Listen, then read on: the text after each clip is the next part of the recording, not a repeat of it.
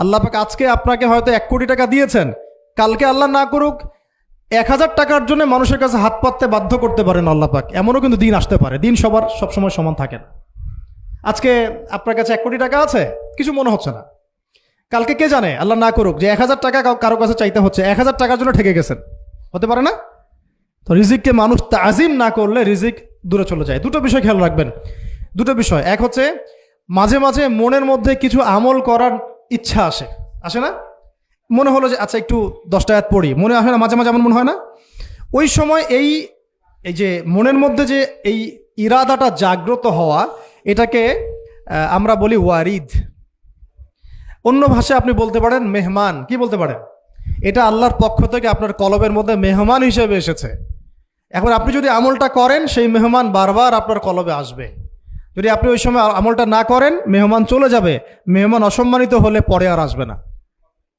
একইভাবে রিজিক আল্লাহ পাক দিয়েছেন, এর তাজিম যদি করতে পারেন রিজিক বেশি আসবে।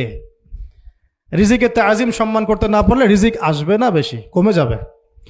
উসমান রাদিয়াল্লাহু আনহু সবচেয়ে ধনী ছিলেন না? কেন জানেন? কেন? এটা কি জানেন কেন ধনী ছিলেন? একে তো তিনি প্রচুর দান সদকা করতেন, এটা তো আপনারা জানেনই। আরেকটা জিনিস অনেকে জানে না, তিনি উটের পিঠে বসেছিলেন, কিছু একটা খাচ্ছিলেন, এই 2-1টা দানা পড়ে গেছে নিচে। উটের পিঠ থেকে নেমেছেন, নেমে সেই দানা উঠিয়েছেন, পরিষ্কার করেছেন, ধুয়েছেন, আবার খেয়েছেন। তার এই 2-4টা দানার কোনো কিন্তু মানে পরোয়া না করলেও চলে, তার প্রচুর অর্থ সম্পদ আছে। এত অর্থ সম্পদ যে তাবুক যুদ্ধের দিন 30,000 সেনাবাহিনীর দায়িত্ব নিয়েছেন। 30,000 সেনাবাহিনীর দায়িত্ব নিয়েছেন। সেনাবাহিনী যাবে, থাকবে, খাবে, তাঁবু টাঙাবে, সব দায়িত্ব তার। 30,000 সেনাবাহিনীর দায়িত্ব নেওয়া কি চারটাখানি কথা? তো এই সাহাবী এই কয়েকটা খাবারের দানা উঠিয়ে খেলেন। নবী সাল্লাল্লাহু আলাইহি ওয়াসাল্লাম বলেছিলেন যে তোমাকে আল্লাহ পাক রিজিক বাড়িয়ে দিবেন না কেন? তুমি রিজিকের যে তাজিম, যে সম্মান তুমি করো, এর বদৌলতে আল্লাহ পাক তোমাকে বেহিসাব রিজিক দিবেন। দুইটা বিষয় খেয়াল রাখবো। আমলের মেহমান হৃদয়ের মধ্যে আসলে তাকে ফিরায় না দেওয়া, তাহলে সেই মেহমান কিন্তু আর আসবে না। মেহমানকে মূল্যায়ন করলে মেহমান বারবার আসবে ইনশাআল্লাহ। আর রিজিকের তাজিম না করলে রিজিক কিন্তু আপনার ঘরে বেশি বেশি আসবে না। এমনি তো হারামের যুগ, এমনি সুদের যুগ, এমনি ঘুষের যুগ।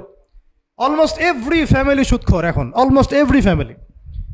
মেয়েরা স্পেশালি যারা শাশুড়ি টাইপের, আপনারা মাইন্ড করেন না, তাদের সাইকোলজি যে এতই নিচে নেমে গেছে এখন যে আমার মেয়ে জাহান্নামে যায় যাক, হ্যাঁ আমার মেয়ে জাহান্নামে যায় যাক, সমস্যা নাই, দুনিয়াতে সে যেন ভালো থাকে। এটা কেন বললাম? একটা সুদখোরের ঘরে তুলে দিতে সে দ্বিধাবোধ করতেছে না, একটা দুর্নীতিবাজের ঘরে তুলে দিতে দ্বিধাবোধ করতেছে না, একটা ঘুষখোরের ঘরে তুলতে দ্বিধাবোধ করতেছে না, হ্যাঁ একটা মানে কি বলবো মাদক সেবী, ড্রাগ এডিক্টেড, বা এই যে আর কি বলবো ফাসেক জালেম, এই ধরনের ঘরে উঠাই দিতেও সে দ্বিধাবোধ করছে না। 5তলা বাড়ি চাই আমার, আর কি আমার মেয়ে 5তলা বাড়ি থেকে সুখে থাকবে। এই যে সুখের ডেফিনেশন এখানে দিয়েছেন আপনারা। এই জন্য কত হাজার হাজার মেয়ের জীবন নষ্ট করে দিয়েছেন আপনারা। আমার কথা মাইন্ড করে না, হাজার হাজার মেয়ের জীবন মায়েরা নষ্ট করে দিয়েছে, শুধুমাত্র মেয়েদের দুনিয়াবি সুখ এর সংজ্ঞাটা বুঝতে ভুল করার কারণে। এর নাম যদি সুখী হইতো, তাহলে অমুসলিমরা সুখী না কেন? পশ্চিমারা সুখী না কেন? ওরা আত্মহত্যা করে কেন? এভাবে মেয়েদের জীবন নষ্ট করেছেন। অথচ অল্প যদি হালাল রিজিকও হতো, আল্লাহ পাক তাকে বরকত দিতেন, সুখে থাকতো। তা আল্লাহ পাক আপনাদেরকে রিজিকের মূল্য বোঝার, তাজিম করার তৌফিক দান করেন, আমিন। তো অনেক ভিতরে চলে যাচ্ছে আমি, সময় আমাদের হাতে আরও শর্ট হয়ে আসতেছে। তো এখানে একটা কথা বলে দিব যে রিজিকের প্রসঙ্গ যেহেতু আসছে, যে হালাল খেতে হবে আমাদেরকে, হারামের দ্বারস্থ হওয়া যাবে না। আপনার স্বামী যদি হারাম খায়, আপনি স্বামীকে বুঝান, তাকে ওই চাকরি ছেড়ে দিতে আপনি উৎসাহিত করেন। আমি আপনাদেরকে একটা অনেস্টির সাথে একটা কথা বলি, যত এই যে প্রশাসনে যত ঘুষখোর আছে, ঠিক আছে, যত দুর্নীতিবাজ আছে, যত মাদক সেবী আছে, মাদকের ব্যবসায়ী আছে, যত সুদখোর আছে, এরা সবাই কেন এই খারাপ কাজগুলো করে জানেন? তার স্ত্রীকে ভালো রাখার জন্যে, তার মাকে ভালো রাখার জন্যে, তার সন্তানদেরকে ভালো রাখার জন্য। তাহলে স্ত্রী হিসেবে, সন্তান হিসেবে, মেয়ে হিসেবে আপনি বলবেন যে আমাদের এইসব ভালোর দরকার নাই আব্বু, হে আমার প্রিয় স্বামী, আমার এসব ভালোর দরকার নাই। হে আমার ছেলে, আমার এসব ভালোর দরকার নাই, তুই হালাল পথে থাক, ওইখানে তুই আমাকে ডাল ভাত খাওয়া, আমি খুশি আছি। এইভাবে আপনারা তাদেরকে মোটিভেট করেন, দেখবেন সমাজে হারাম কমে গেছে ইনশাআল্লাহ। আর হারাম খাওয়া এই ছেলে মেয়েগুলোও কিন্তু মানুষ হবে না। হারাম খাওয়া যে ছেলে মেয়েগুলো রক্ত মাংস করে উঠছে, এরাও কিন্তু মানুষ হবে না।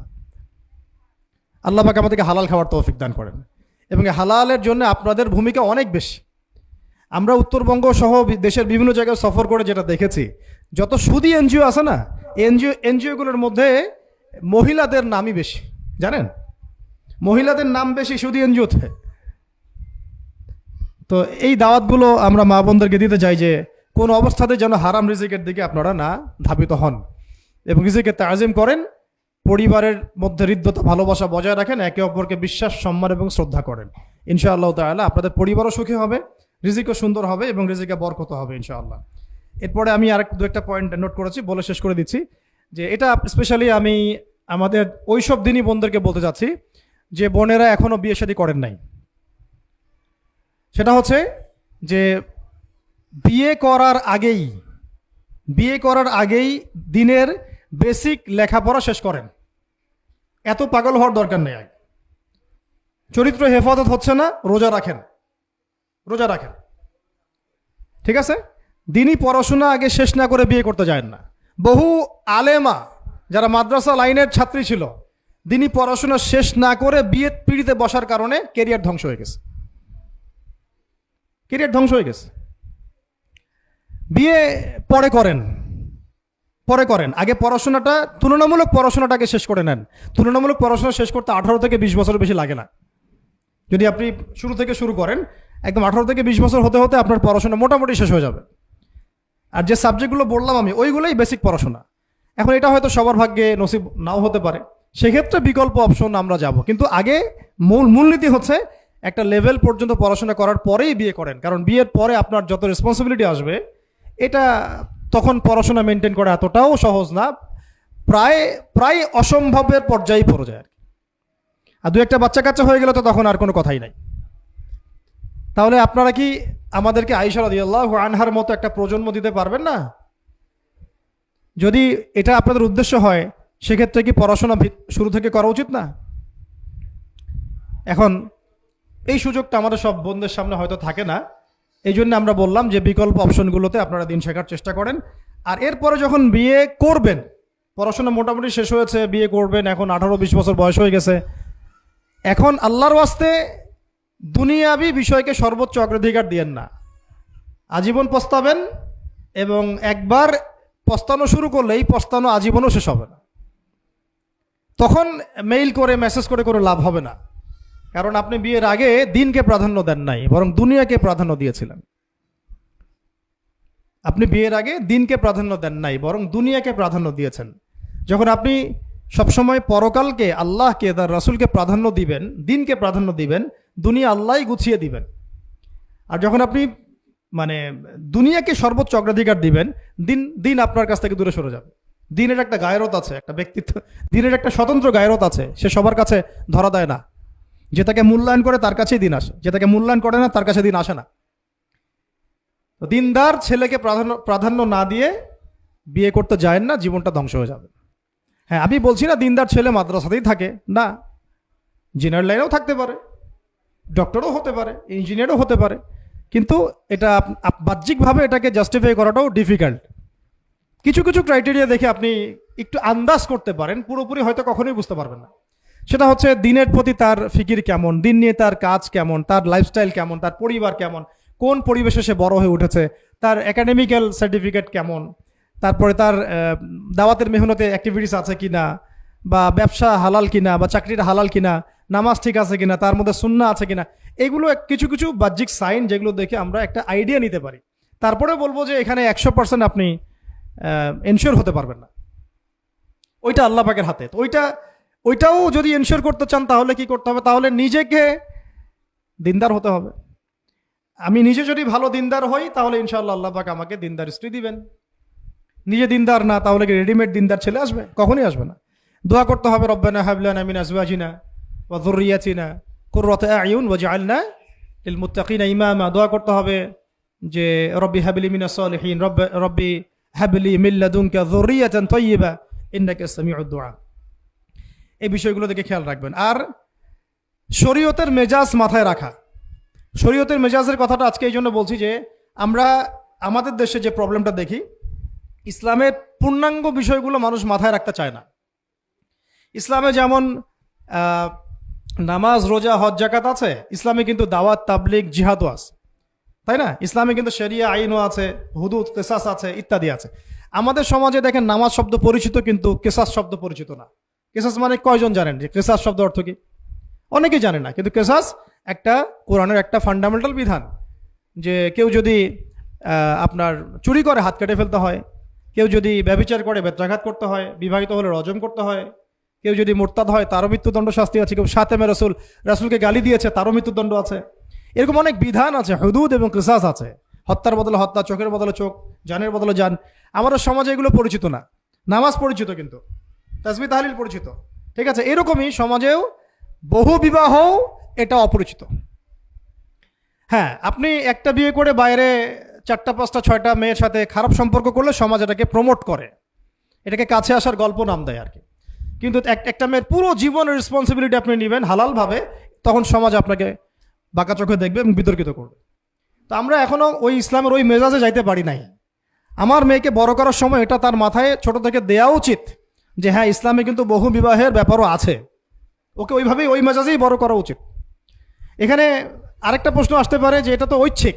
অবশ্যই ঐচ্ছিক, কেউ চাইলে করতে পারে, কেউ চাইলে নাও করতে পারে, সবার উপর এটা ফরজ না, কখনোই না।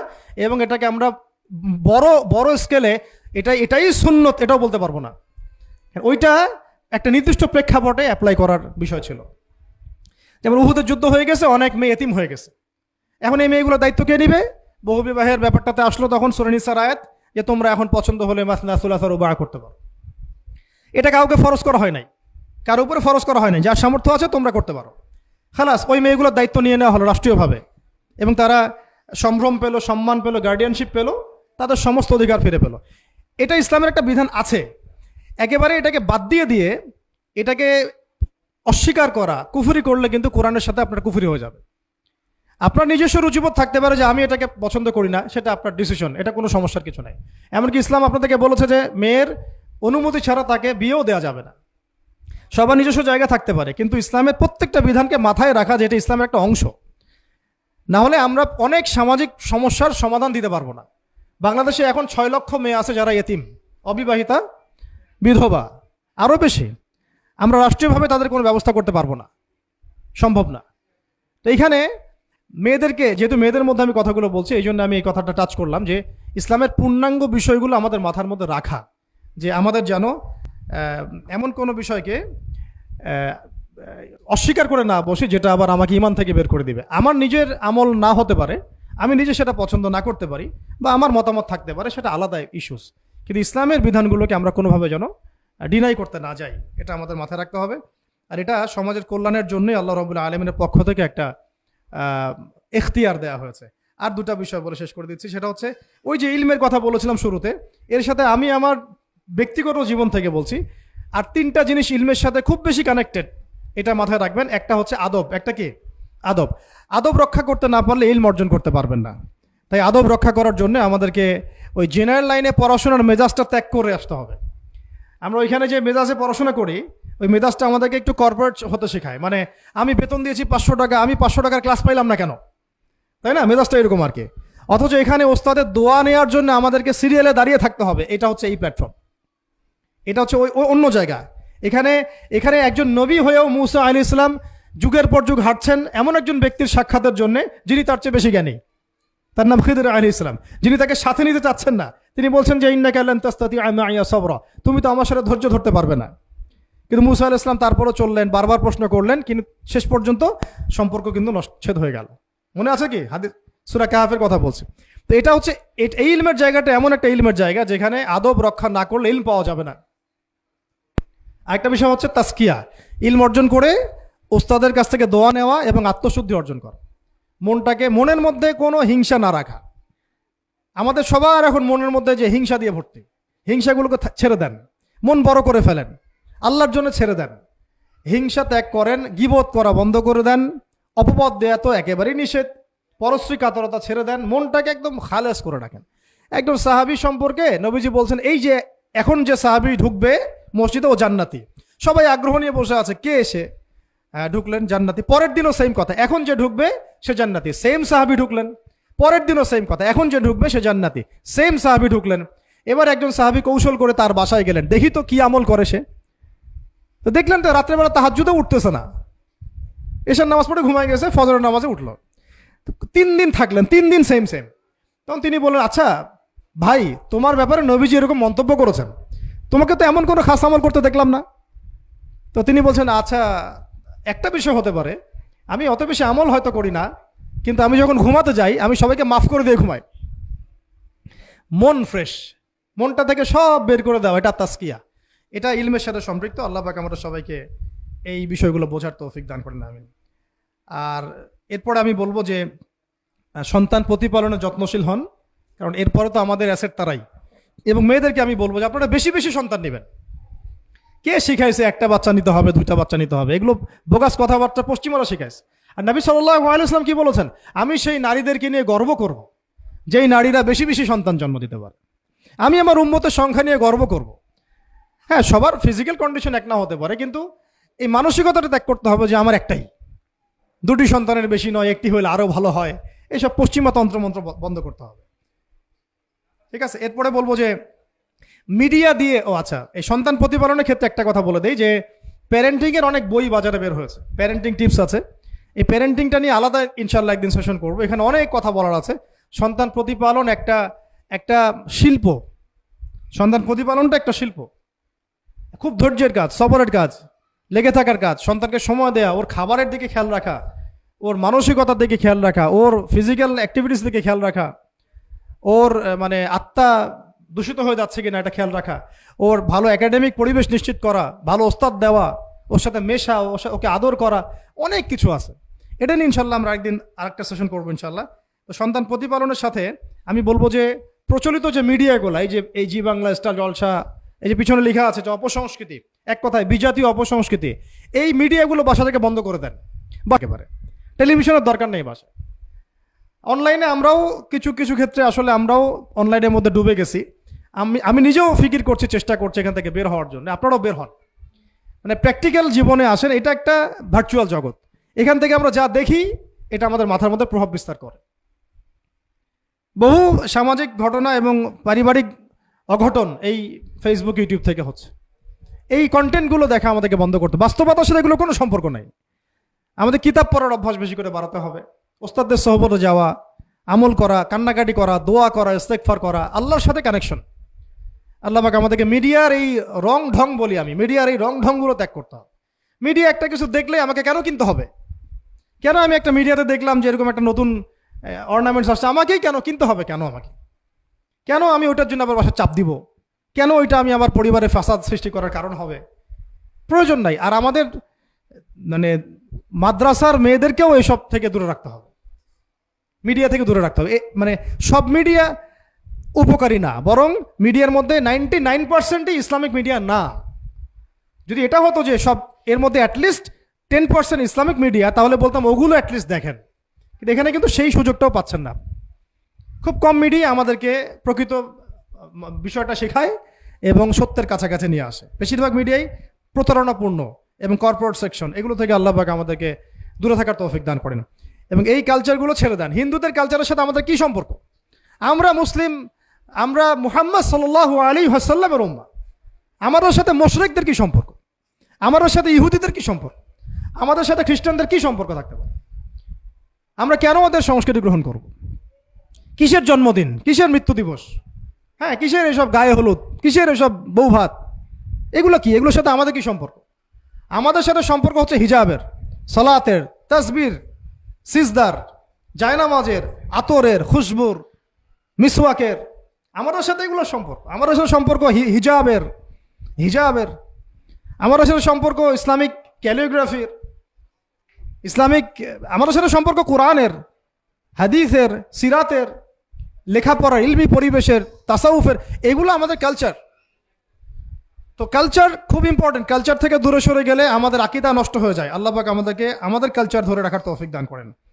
আর দুটো কথা হচ্ছে, হিজাবে কঠিন হন, হিজাব একটু কঠোর হয়ে যান। এটা নিয়ে হয়তো আলোচনা শুনেছেন আপনারা, আমি জানি না পয়েন্টটা এসেছিল কিনা। তো হিজাবে আরও অনেক কঠিন হতে হবে আমাদেরকে, আস্তে আস্তে আরও। একবারে তো হয়তো আপনারা সব কিছু শক্ত করে ধরতে পারবেন না, অ্যাটলিস্ট আপনার ধারাবাহিকতা বজায় রাখ। হিজাবে অনেক কঠিন হওয়ার চেষ্টা করি। আমাদের অনেক দিনই বোনকে আমরা একটু ক্যাজুয়াল দেখি হিজাবের ব্যাপারে, এটা থেকে আপনার বের হওয়ার তৌফিক দান করেন, আমিন। আর একটা মেয়েদেরকে একটা নসিহত করবো, স্পেশালি যে অল্পে তুষ্ট থাকেন, অল্পে তুষ্ট থাকেন, ইনশাল্লাহ জীবনে সুখী হয়ে যাবেন ইনশাল্লাহ। আর শেষ কথা হচ্ছে, আলেমা হওয়ার চেষ্টা করেন, আলেমা হওয়ার চেষ্টা করেন, দায়ী হওয়ার চেষ্টা করেন, এবং মেয়েদের মধ্যে ব্যাপক দাওয়াতি কাজ করার চেষ্টা করেন। এইটা জীবনের লক্ষ্য উদ্দেশ্য বানায় নেন ইনশাল্লাহ। আপনার জীবনের লক্ষ্য যদি এমনই হয়, দেখবেন এমনই জীবন সঙ্গিনী আপনি পেয়েছেন যার জীবনের লক্ষ্য সেম, তখন দুজনে মিলে আপনি কাজ করতে পারবেন ইনশাল্লাহ। আমাদের এখন প্রচুর আলেমা দরকার, আমাদের প্রচুর দায়ী বোন দরকার, আমাদের মুআল্লিমা শিক্ষিকা বোন দরকার, ঠিক আছে? আমাদের প্রত্যেকটা ডিপার্টমেন্টে এরকম যোগ্যতা সম্পন্ন দিনী বোনদেরকে দরকার। তো এইটা তো আর একা আমাদের পক্ষে গড়ে তোলা সম্ভব না। সবাই আমরা যদি হাত লাগাই এবং আমাদের উম্মাকে নিয়ে ফিকির করি, ইনশাআল্লাহ তাআলা আজকে যে বিষয়গুলো আলোচিত হলো, এগুলো ইনশাআল্লাহ শুধু তাত্ত্বিক কথাবার্তায় সীমাবদ্ধ থাকবে না, ইনশাআল্লাহ বাস্তবেও রূপ লাভ করবে।